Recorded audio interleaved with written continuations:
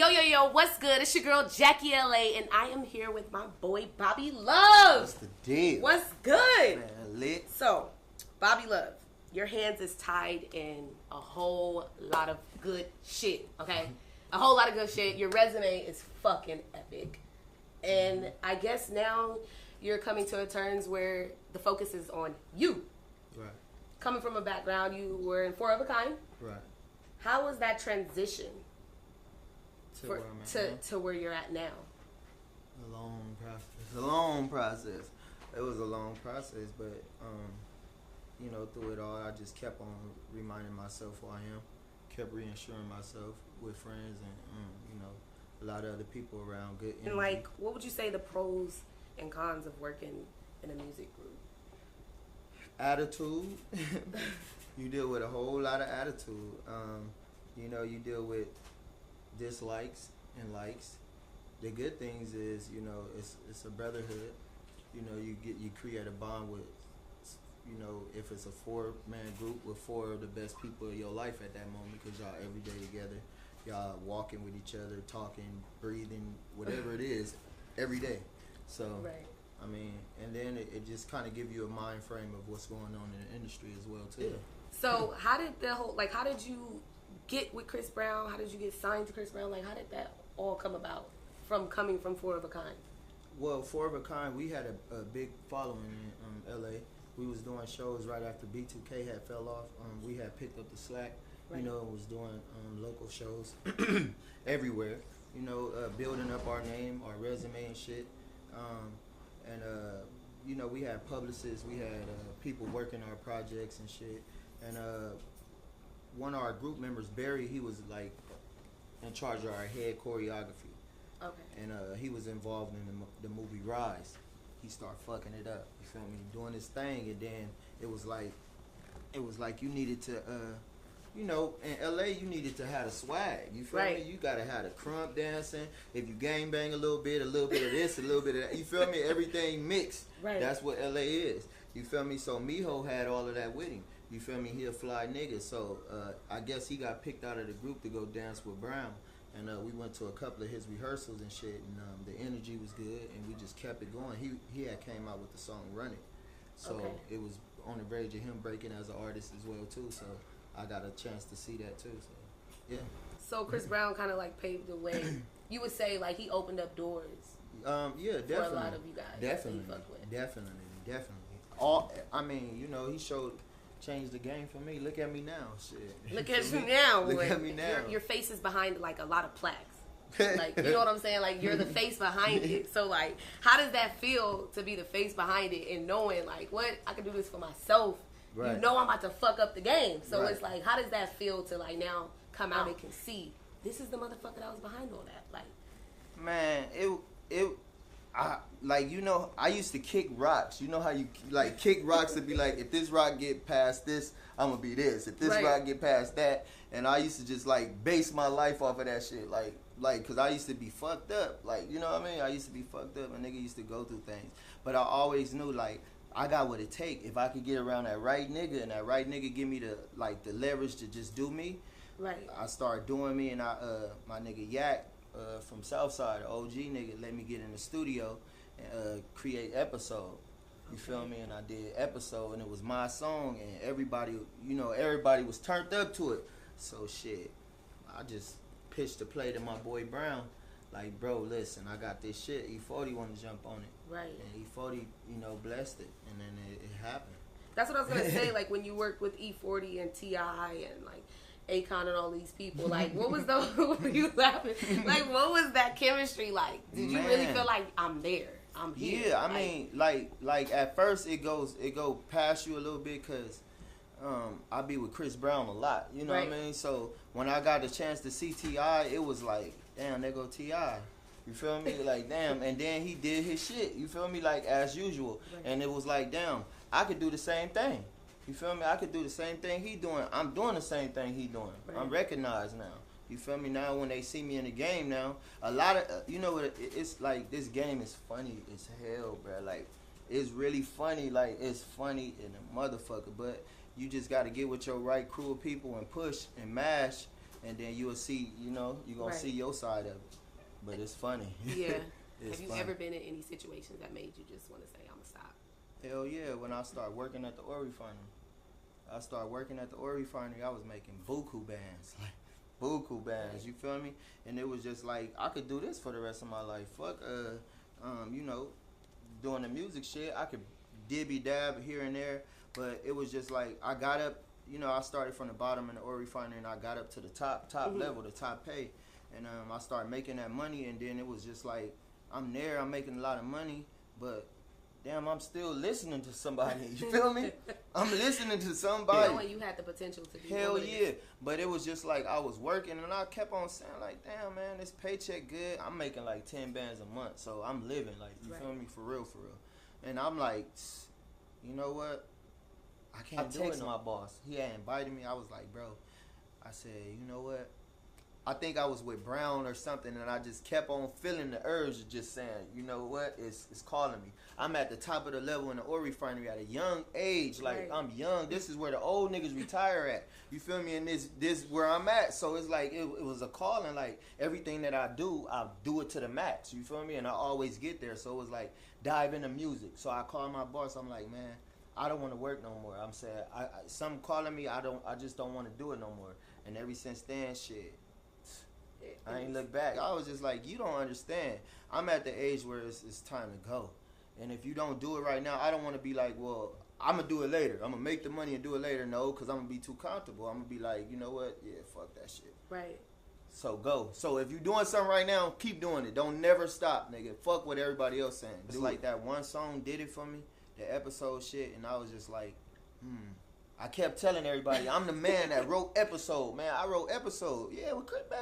What? Right. Nigga, I wrote that. Then I start saying, that ain't doing nothing for me. You feel me? Like, that ain't how you do it. Okay, you put the work in, there it go. There go your demo. You gave your 2 pieces this round, nigga. You want to keep this reigning champion build up? Like, how you gonna expect going around just telling everybody what them hands do? Right. Show what them hands do. So, you know, I started figuring out the game. I started figuring out how this shit worked. Like, when I got in, I started swimming and started being eager. Like, every night, you feel me? Every day, all day in the studio. Like, damn, perfecting my craft. Like, when you sing, I hear it like you ain't ready. Like, you feel me? Right. You know, like, I'm to that level. Like, you feel me? And people just overlooked it a whole lot. And shit, it finally came. I think it's just when your time and when your wave just show out. Have fun. It's gonna be honest when you do it. You know what I mean? It's honest. It's like, damn, nigga, I really saw him do it, and everybody will cheer for you. You won't have nobody hating on you when you're doing it. Everybody will cheer for you. Talk about one of your hottest collabs. You and Mozzie. Y'all are tearing up the shit. Y'all must work really, really good together. Like, what is that vibe like in the studio with y'all two working together? Shit, we come from the same background. Bro from Sacramento, he been through the rain and the pain. I'm from Compton. I've been through the rain and the pain. And we the same age, believe it or not. And everybody was putting me on Mozzie. Everybody was putting me on, like, you ain't heard Mozzie? So I went to the local CD man in Compton. Right. In fact, I knew he'd have it. You feel me? Like, I wasn't thinking to go download it. I was just like, man, I want to hear this. I know I'm going to go to the CD man. I went to the CD man, slapped that blah-da-da.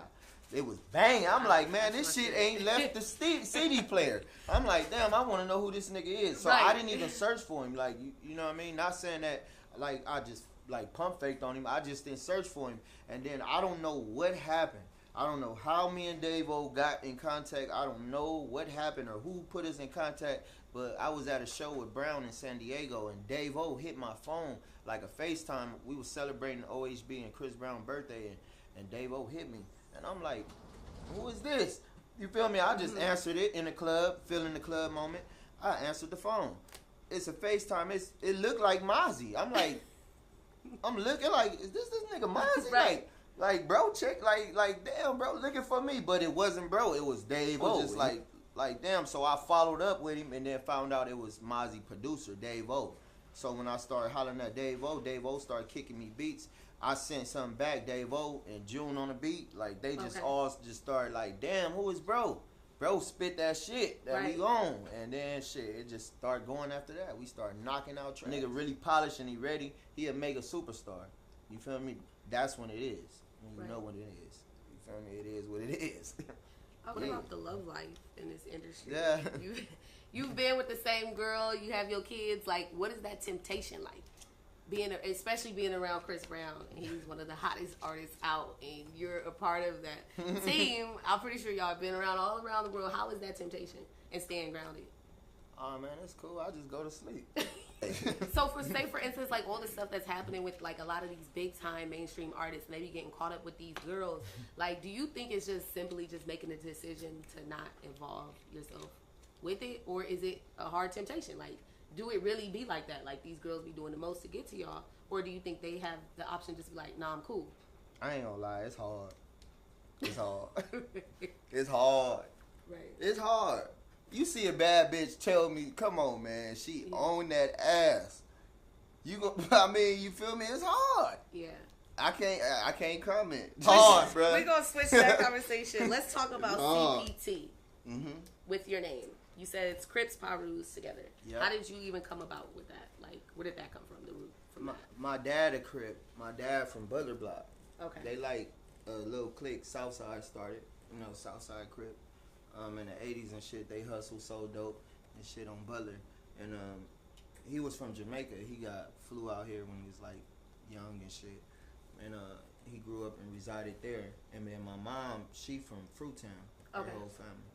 And I was the baby on Butler, and I had to pick a side, basically choose.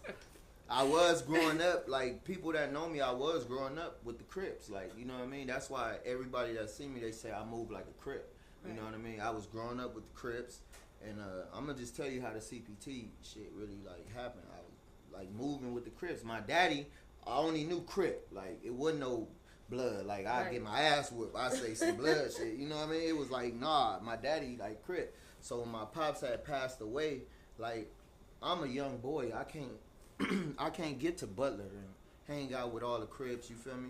I only went to Butler when my daddy took me, you feel me? And he wasn't really going for that gangbanging shit. You know, he was really about his working and doing all of that. But if it was a choice, if I really was to do it, it had to be, you know, the Crip side. So when he died, I think it was just more on a puberty age and me growing up without even knowing that I had the power to do whatever I wanted to do. So I started being disrespectful to my mom, like, started just doing whatever. And I started hanging out with the homies, you know, some of the homies, because my mom from Fruitown, so I knew them. And they used to always say I'm from there when I was little, and I used to be like, you know, whatever it is, I'm a kid, I can't really make a decision on my own. So it was just like, yeah, I'm from Fruitown.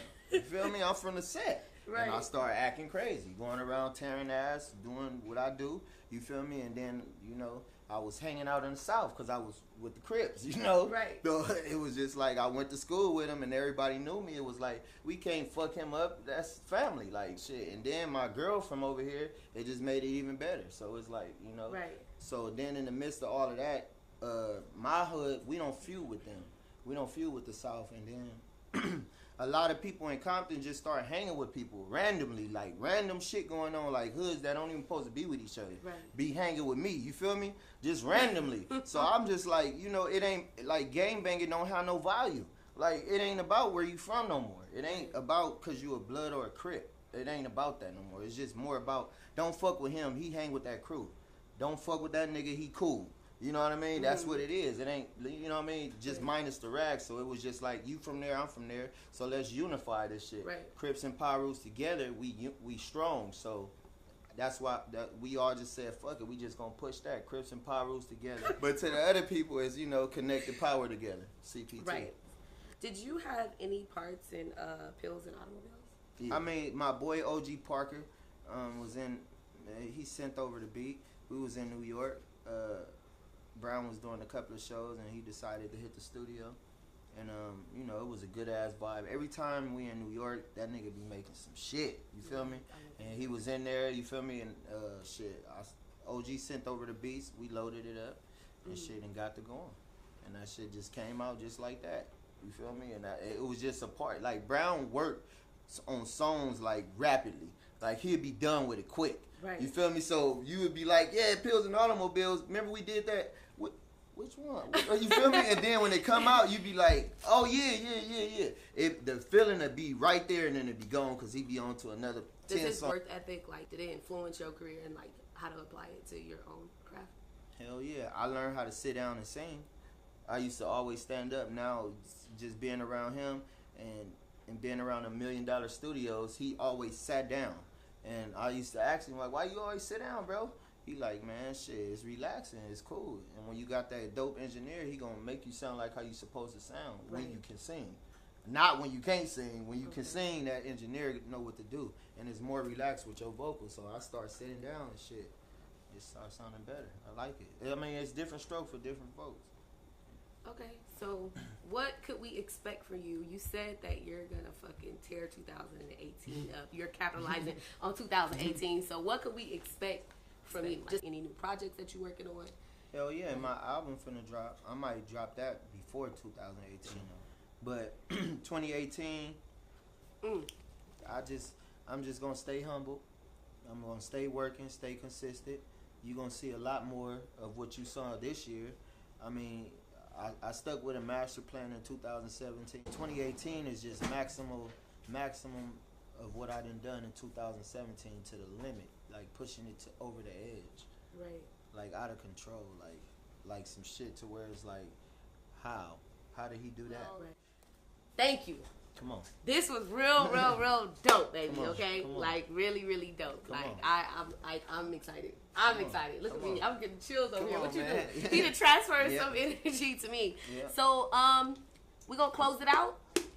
Anything you want to say to the people that's coming from a background that we come from the streets? Keep on with the keep on. Remember, they be like, you keep on keeping on, keep on. Trust me. Keep on fucking with me. You gon' yeah, that right there. Keep on doing that. Don't never stop. Don't never stop. I'm telling you. If you really good at what you do, and you know if you good, right? Keep going. Keep going. And you gonna see it. That's my motivation. Do you dare to be great? Do you dare to be great? Do you dare to be great? Your girl JACKIIE LA. Bobby Love. Come on, Trap LA 100, man. We having this motherfucker going up. Yeah, that way.